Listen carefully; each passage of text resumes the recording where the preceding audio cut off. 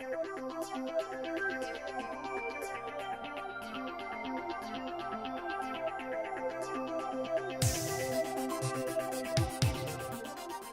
now, Rob Annan has the challenge of enlightening us as to how governments deal with these complex questions of creating the dialogue, setting standards, setting policies, setting legal frameworks. Rob? Great. Thanks, Mark. Bonjour tout le monde et merci pour m'avoir invité ce soir pour parler sur ce sujet vraiment intéressant. Thanks for the invite. I am looking forward to the discussion that we're going to have afterwards. I'm going to build on what has already been said here by Janet and Jennifer a little bit by talking about policy. Back when I was a PhD student, gene editing was a messy business 10, 15 years ago, even in yeast genetics, which is where I did my work.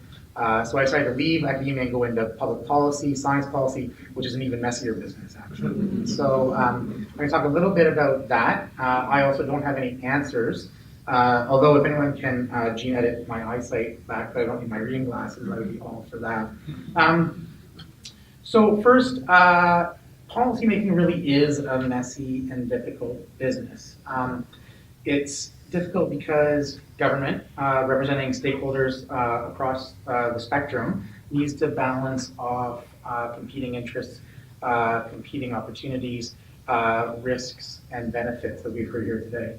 To start with, I want to talk a little bit about public policy in general. What are we actually talking about when we talk about policy making in government for this sort of thing? Here we're talking about a broad set of actions, okay, that government will undertake in order to either promote a priority or a strategy or an objective, a set of guiding actions. And this can be everything from new funding, new programs, like in the budget tomorrow. It can be new ideas around regulation. It can be taxation issues, competition issues. So there's a broad set of mechanisms involved, but ultimately this is government taking some kind of action to direct sort of a strategic priority or initiative to gain an objective. The nuts and bolts of what government does is setting this kind of policy. It's why we elect them. In a sense, this is a proxy for the conversations that we're having as a country. Where do we want to go? What kind of society do we want to live in? How do we promote economic development, social development, health, welfare, and so on and so forth? My area of specialization is really around innovation policy. Broadly speaking, innovation policy is how we take the fruits of research and knowledge, apply them to create economic, social, environmental returns. So this is really the hub around innovation policy. We hear a lot of discussion about that these days. I'm happy to talk about it at length. But ultimately, innovation policy at its core often comes down to this subject we're hearing about today, which is really balancing out potential benefit with risk. So I want to start actually by getting out of gene editing into a total different analogy to help kind of set the stage here. I want to talk about construction policy. Okay, so I did some work years ago with construction industry, and this really led me to, I think, a clear understanding of when we're thinking about innovation, how to balance these two sides. So let's imagine the construction industry is investing in research and innovation and is developing a new product that is going to have immense benefit. This product could, for instance, generate greater profits for the companies that use it, which creates good economic returns. It could have lower resource intensity, which means better for the environment. It could be faster and cheaper to use, and therefore faster time to build, better economic returns, and so on. All of these are positive benefits. However, we as a society expect certain minimum standards when it comes to safety in our buildings, certain minimum standards when it comes to sort of workplace issues and so on. And so what we do is we create regulations that are contained within the building code. And those regulations are meant to safeguard us. So when an innovation comes to the fore, like in something like in construction, the potential is measured out against the regulatory issues on the in the building code. And this tension that exists between the upside of potential benefit and the regulatory side of managing risk is at the core of innovation policy right across the board, including here with gene editing. So let's talk a little bit about what those potentials look like. Okay, so we've heard a little bit already. We talk about human health. On the research side, when we talk about gene editing, it helps us, it's enormously powerful for helping us understand development. Jan's talking about work in mice, helps us understand disease progression.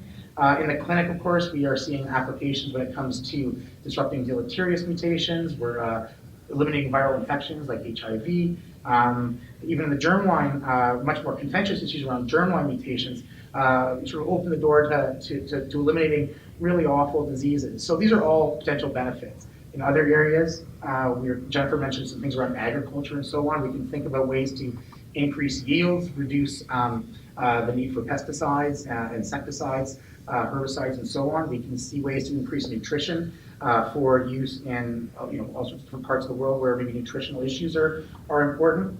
And then gene drive, the ability to actually then go out into populations, like for instance, in various crops. When you think about insecticide resistance in insects, we think about malaria and mosquitoes. These are opportunities that have enormous potential benefits, and as a society, they're exciting. There's a lot of good in that, and governments, I think, see that. But these things are balanced by real risks. So we've heard about these already in some cases. In human health, there are clear individual risks still from off-target effects that are increasingly well understood, but are still a concern. There's obviously ecological implications in using gene drive or other systems that apply gene editing out in the field, and this could be because of off-target effects, but also because of the ecological balance that gets thrown out of whack if we may not be able to predict. And we have other complications. Here we're getting into issues around ethics, significant concerns there for policy making, things around informed consent. Again, as a patient, you as an adult can provide informed consent, but there's a whole can of worms when we think about editing germlines. How do you approach informed consent for the generations yet to come? So these are really challenging issues and risks that need to be balanced, obviously. There are concerns around economics. How do we navigate intellectual property landscape around gene editing? This is another major area of discussion in the United States. In fact, there's an intellectual property battle about the CRISPR technology itself. Never mind what happens when we start getting into the GMO issues around IP using these new technologies. So there's a much positive potential, obviously, but these things get balanced out by risk. So where are we right now? Well, as Jennifer mentioned, the way that different countries manage this balance, it varies from place to place. In Canada, we have a bit of a legal approach when it comes to gene editing on the human side. Currently, it is partly governed by an act of Parliament 15 years ago, the Assisted Human Reproduction Act, which governs reproduction, but actually outlaws gene editing on germlines to the point where we're looking at $500,000 fines, 10-year jail sentences, and so on. So this is, in a sense, a criminal code violation and a legal element to regulating how this is done. In the US and the UK, it's more of a regulatory element, which allows for maybe a little bit more flexibility. There's an ongoing discussion that I know Janet can speak to at some length in Canada about ways that maybe needs to be adapted so that we can be a little bit more flexible and nuanced as we respond to changes in the technologies. But this is a broad discussion that we all need to be having. And again, Jennifer's conversation around who participates, who gets to participate, I think is absolutely essential.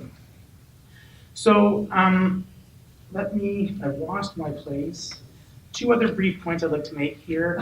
One is this conversation doesn't happen in academic isolation. So not only is there a question about who gets to participate, but this is a public dialogue, and therefore it's taking place in an environment around diminished trust and authority, fake news and Facebook and so on. So we as a community of practitioners and interested people are engaging in a public that is a very complicated and messy space. So the discussions around these sorts of things, we need to generate information and evidence, and we need to make sure the discussion is informed by that, but it is going to be very messy. Secondly, there's a whole other practical world that sits just beyond formal government policy. So here I'm thinking about areas that are governed more by practice. So for instance, the area of synthetic biology, which involves gene editing, but in an applied way to actually think about building new technologies and so on with biology. Traditionally has been kept within academia just by virtue of the technical challenges and the cost. But by and large, as those challenges come down, we are seeing the opportunity for this to move into people's garages. When that's the case, informal mechanisms around hiring and tenure and grants and so on no longer serve as informal mechanisms to, in a sense, control how these sorts of things are propagated. So what sort of mechanisms are going to be developed in order to, in a sense, regulate this sort of thing, and on what pretense can government regulate this sort of thing? So this is another challenge. The last thing I'll say is just a couple words about Genome Canada, where I spend my days. So we're independent, not-for-profit. We fund genomics research across the country. And we do a lot of really exciting science and just great work and so on. But I think one of the things I think is most interesting about what we do at Genome Canada is baked into every research project, every scientific research project, is what we call a GELS component, which is genomics and its economic, ethical, environmental, legal, and social issues, so that whatever is happening on the technical side, on the research side, is accompanied by real research into what are the social implications of this? How are we going to address some of the challenges that come along with this?